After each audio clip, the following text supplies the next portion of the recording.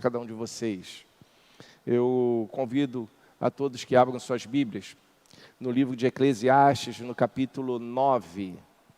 Eclesiastes 9.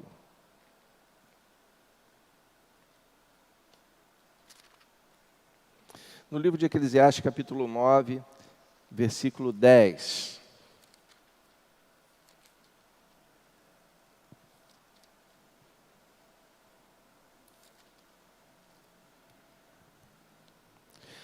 Esse capítulo 9 de Eclesiastes, ele fala sobre uma perspectiva, ou a perspectiva adequada da vida, ou como viver a vida, né?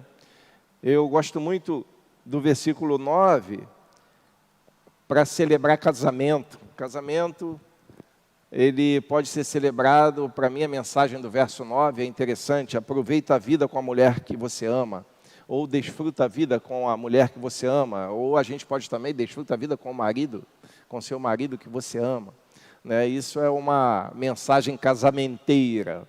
Mas a gente vai para o versículo 10, dentro dessa linha, que ele vai falar que tudo que vier à tua mão para fazer, faze conforme as tuas forças. Esse é o versículo que é tema da nossa mensagem hoje. Né? Tudo que vier à tua mão para fazer, faça. Faça conforme a tua força, faça conforme a tua capacidade, faça conforme o teu controle. Tudo que tiver para fazer, faça. Esse texto normalmente ele é assim aproveitado, ele é assim aplicado na vida das pessoas, principalmente religiosas, né? As pessoas no seio de algum grupo de fé costumam usar esse texto para dizer: olha, veio a tua mão para fazer, faça conforme as tuas forças, as suas forças. Chegou na tua mão para executar determinada coisa, faça conforme o seu melhor, que der para você fazer. Normalmente, no âmbito espiritual, a gente aplica muito esse texto. Mas ele não está limitado a isso. Você pode até aplicar. Mas esse texto, ele é um texto que se aplica à vida, a toda a inteireza da vida. Esse texto é para ser aplicado em tudo, porque aqui o texto não está falando, o que vier a mão para fazer é para Deus, para o reino de Deus, ou para a sua igreja, você faça conforme as suas forças. Não é isso. Aqui o texto está dizendo tudo que vier para você, aproveita e faça. E isso envolve a vida toda, envolve o fluir da sua vida, a secularidade da vida. Envolve o dia a dia, não está limitado a nenhum contexto meramente religioso, algum ritual, algum culto. Esse texto está aplicado à vida. Veio a sua mão para fazer, faça conforme as suas forças. Interessante que a parte seguinte do texto, né, porque na sepultura, para onde você vai, não tem o que fazer. É interessante, né? O autor desse texto, ele chega a ser meio mal-humorado, né? Aliás, tem um livro que fala que o Eclesiastes é o livro mais mal-humorado da Bíblia, né? Porque olha só, ele entra de sola, né, nesse versículo aí. Ele entra ele já vem na voadora, no linguajar da rapaziada que joga bola, né? Porque ele fala assim: olha, o que vier para a tua mão para fazer, faz conforme as suas forças. Porque para onde você vai, para a sepultura, para onde você vai, olha só, chega a ser grosseiro, né? Lá não tem indústria, não tem obra, não tem conhecimento. No Jardim da Saudade, no cemitério de Mesquita, no cemitério de Nova Iguaçu, já era. É o que ele está falando. Então, enquanto você vive nesse mundo, faça tudo o que vier às suas mãos para fazer conforme as suas forças. É interessante, meus queridos, que a gente muitas vezes deixa de fazer muita coisa na vida, porque a gente fica estagnado nela, porque a gente fica parado, porque a gente fica inerte, porque a gente não se movimenta, porque a gente não toma iniciativa, as pessoas ficam simplesmente improdutivas para a vida, porque não obedecem esse versículo, esse texto, porque não aplicam esse texto na sua vida. Infelizmente, a vida está passando diante dos olhos de muita gente, e muita gente está parado, não assume o seu papel na vida, no mundo, na existência. Simplesmente não fazem tudo o que vem à mão para fazer conforme as forças. E isso é terrível, porque quando você olha para trás e vê que perdeu muitas oportunidades, você descobre que o tempo não para. O tempo corre o tempo todo, o tempo corre, flui. E a gente, muitas vezes, desperdiça a vida. Eu falo, o tempo não para, tem um cronômetro rolando ali, você vê mesmo, os segundos vão passando, os minutos vão passando, e muitas vezes a gente deixa de viver. E eu, quando falo deixar de viver, não é só aproveitar as alegrias da vida, é se realizar nela. É disso que eu falo. E por que isso acontece muitas vezes com as pessoas? Porque elas simplesmente não são pessoas, muita gente, mas é muita gente, que se resolve na vida, que aproveita de fato a vida, que vive a vida no seu fluir. Uma coisa que atrapalha muito as pessoas é a dúvida. A dúvida atrapalha demais. E parece que, conforme a gente vai vivendo e conforme as pessoas vão vivendo, é como se fosse, assim, se abrissem, manifestassem, se apresentassem muitas portas diante da pessoa. E ela tem que escolher uma porta para entrar.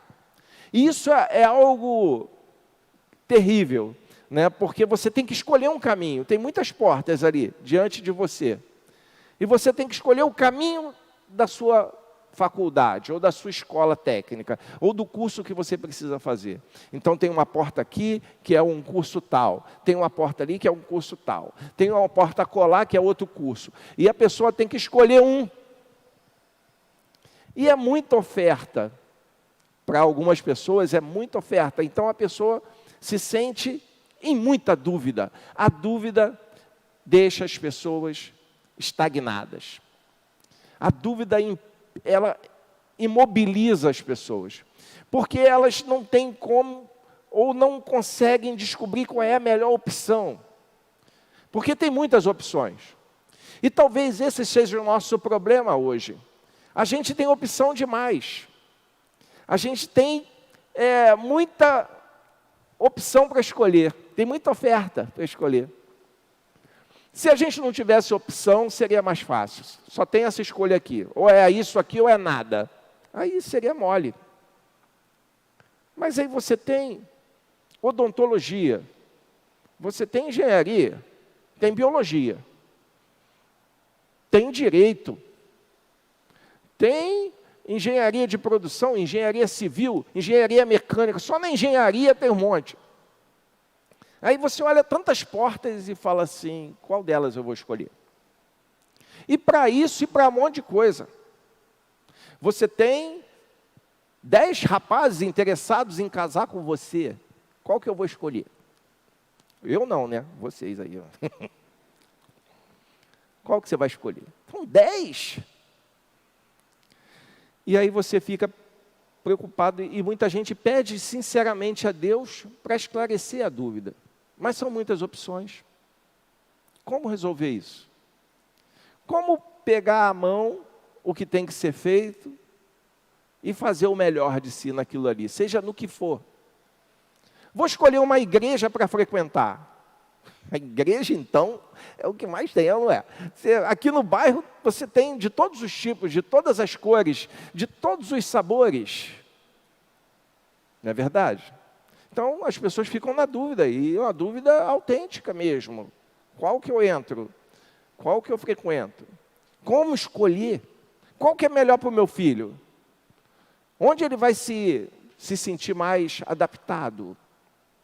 São muitas dúvidas, porque são muitas opções.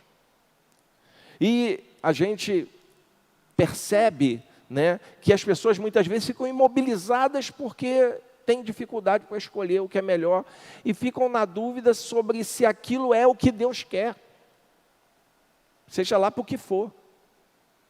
Se você for num restaurante com uma pessoa e sentar e lá tiver um cardápio, né? E naquele cardápio do restaurante lá, no menu lá, você tiver muitas ofertas de prato, de iguarias, né? Do prato para você escolher. Você já viu como é difícil escolher? Já viu como é difícil mulher escolher isso? Né? Aí eu fico pensando muitas vezes, está escolhendo, né, o que a gente vai comer aqui, e você olha naquele negócio um monte, aí você pensa, demora meia hora, 40 minutos para trazer o prato, mas demora 1 hora para escolher qual vai ser. E a fome apertando, né?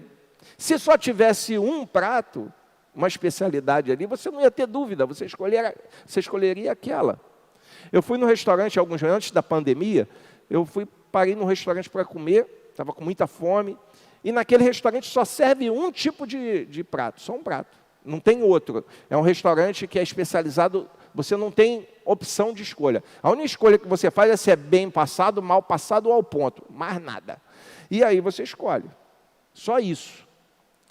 Então vem rápido, a comida chega rápido. Eu gostei daquele restaurante, só tem um prato, mas quando tem 10, aí fica difícil. Como que eu saio dessa? Como que eu posso descobrir qual é a opção melhor? A Bíblia mostra. Lá em Tiago vai dizer que se você tem falta de sabedoria, pede a Deus, que Ele te dá para você fazer as escolhas da vida. Agora, você escolheu o curso que você vai estudar? Né? Escolheu algum? Esse, eu tenho oportunidade de estudar esse? Vai e termina, vai até o fim, mergulha naquilo. É a oportunidade que se tem, não fica olhando para o outro lado, olhando para trás. Jesus falou certa vez que quem lança a mão do arado não pode olhar para trás, não olhe para trás. Tem que olhar para frente. Né? Domingo que vem eu vou falar desse texto, sobre lançar a mão no arado e olhar para frente. Por que ele falou isso? Vai ser domingo que vem, se Deus quiser, à noite. Mas se eu escolhi algum caminho, persiga aquilo, mergulha naquilo, faz o seu melhor naquilo. Se for uma faculdade, termina o teu curso. Mas esse curso, no final, você chega, aí eu quero fazer outro, eu queria fazer outro, faz outro. Mas termina a sua obra. Não deixa que as dúvidas te acompanhem até o fim daquilo ali. Se aquilo que você escolheu, vá até o fim. Não deixe a dúvida te deixar estagnado, não fique estagnado. É a reflexão dessa noite. A segunda coisa que atrapalha a gente é a distração. O mundo oferece muitas distrações para a gente. Nós vivemos numa era, num tempo, onde as distrações consomem toda a nossa energia, nosso tempo, nossa atenção. Faz um teste. Ali tem um cronômetro marcando a mensagem, o tempo que eu estou gastando.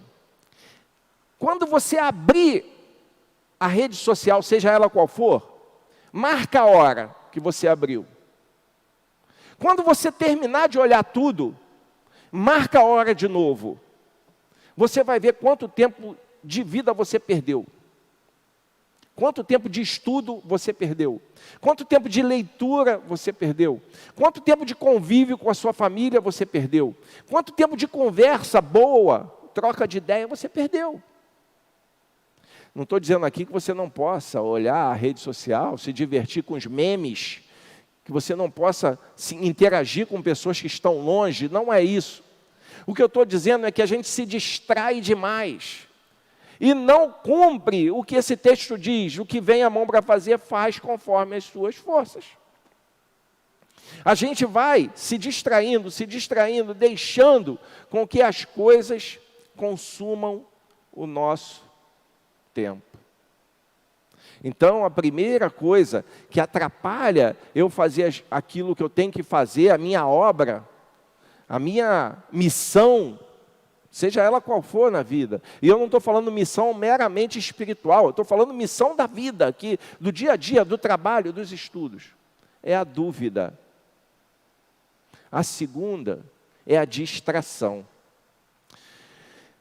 Lá no livro de Neemias, a gente vê o Neemias, quem foi? O Neemias era um líder do povo judeu, que estava no cativeiro da Babilônia, né? Os judeus foram conquistados pelos babilônios, foram levados, a sua maioria, para a Babilônia, e foram lá trabalhar na Babilônia. Muitos foram ser escravos, outros foram viver a vida lá na Babilônia, até construir a vida lá, mas passaram muito sufoco.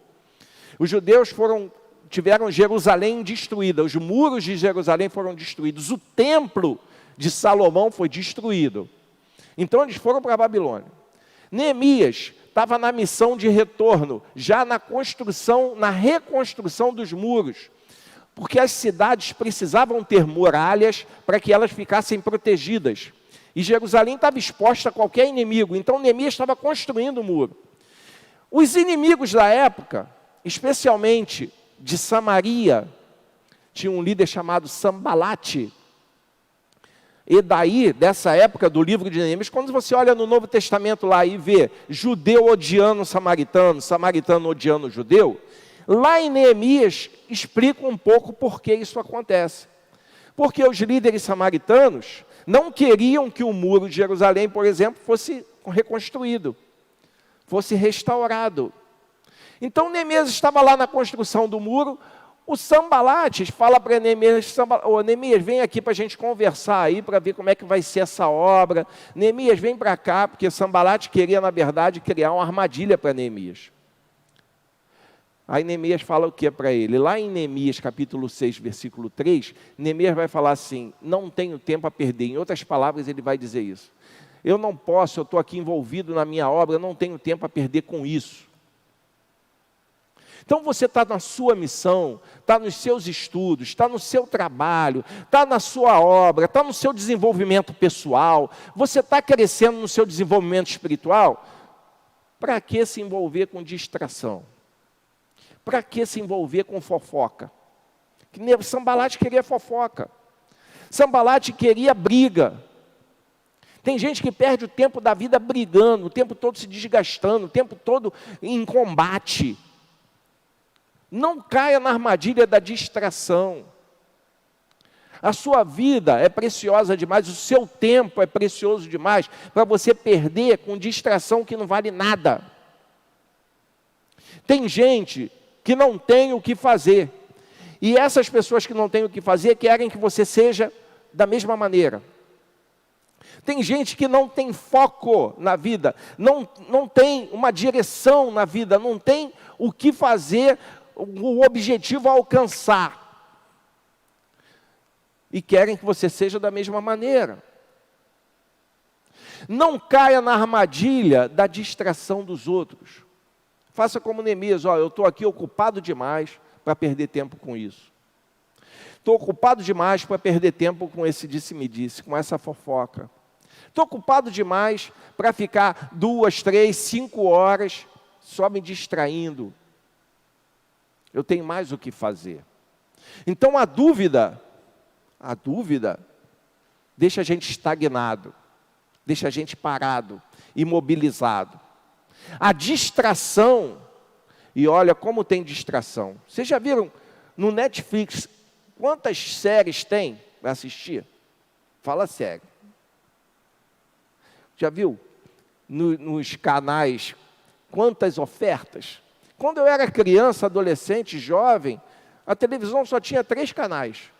E só um pegava bem, o resto era chuvisco. Mas hoje não. Hoje tem toda sorte. Tem canais de desenho animado, vários deles. tem canal de filme, tem canal de futebol, tem de tudo. E as pessoas estão perdendo o seu precioso tempo. Algumas que estão na fase de construção da sua vida. A distração deixa as pessoas estagnadas. E eu falo para os jovens aí, você quer fazer uma faculdade decente? Não dá para assistir série do Netflix, não. Só nas férias. E olhe lá. Você quer ser um baita profissional mesmo? Quer ser promovido lá onde você trabalha? Você não tem como ficar 6, 7 horas em internet, não. Só se for para fazer pesquisa. Mas para ficar em rede social, não dá, não. Você não vai longe, você vai ficar estagnado. Tudo que vier à tua mão para fazer, faça conforme as tuas forças. Mas tem uma terceira coisa, tem. A dúvida, tem a distração e tem a terceira que eu acho que é uma das mais pesadas, o desânimo. O desânimo, realmente, ele imobiliza a gente. Dizem até que o desânimo é uma arma do inimigo, das trevas, é coisa do diabo o desânimo.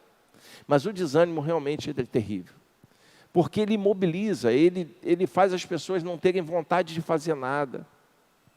Ele faz as pessoas terem dificuldade para levantar. Faz as pessoas terem dificuldade para pegar no livro. Faz as pessoas com dificuldade para pegar na Bíblia. A Bíblia fica pesada. Você começa a ler uma linha, um versículo, já vai aquele sono terrível. Porque o desânimo é terrível mesmo. As emoções misturadas, os sentimentos ruins, faz a gente ficar desanimado.